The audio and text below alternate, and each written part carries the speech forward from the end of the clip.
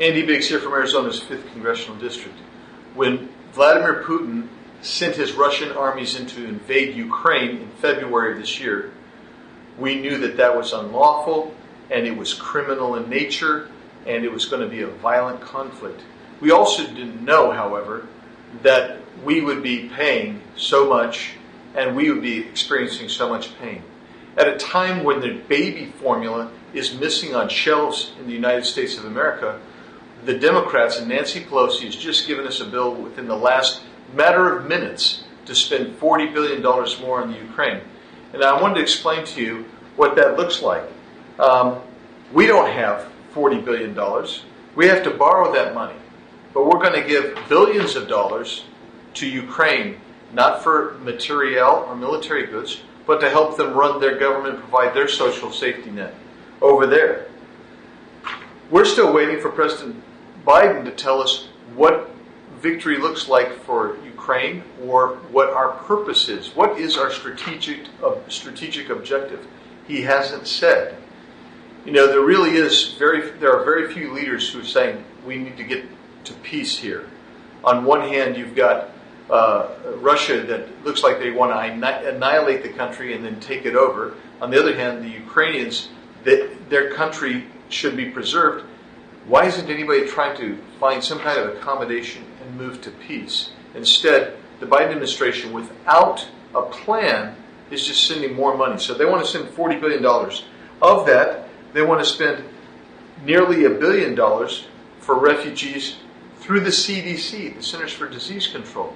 We actually have other agencies that provide those services, so that becomes duplicative in and of itself. We're spending $15 billion for humanitarian aid. We're sending it to non-government organizations, but we don't know who we're sending it to. We don't know how they're going to use it. We don't know what accountability there will be there. It's just going to be $15 billion because that's what happens here with our colleagues across the aisle.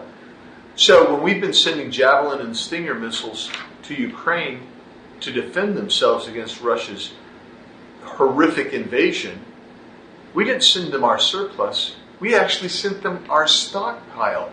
What we need, should we have to defend ourselves and be prepared in case America's in harm's way. So it takes about $1 million a copy, and it takes about 33 months to build one of these missiles. So now we're going to spend literally over $8 billion to try to replenish our supply to improve our readiness. That's what's gone on here because there's no planning on the part of the Biden administration. We're lending money out there. We don't know if we're going to ever get it paid back. We haven't structured any way to pay for this and offset it with something else in our own budget. What we're doing is we're borrowing money that our kids and grandchildren are going to have to pay to run Ukraine's government and to fund their defense of themselves. That may be just, but I have problems with getting this thing and not even being able to debate it, not even being able to have accountability. I'm not even talking about how we're going to pay for it. And that's why I'm going to be voting no on this bill. There's one more important point here that I have to mention. The rules package that Pelosi has put together deems, without us actually voting on it on the floor, that the rules package tied to this bill will unionize all of congressional staff. Ain't that a kick in the teeth?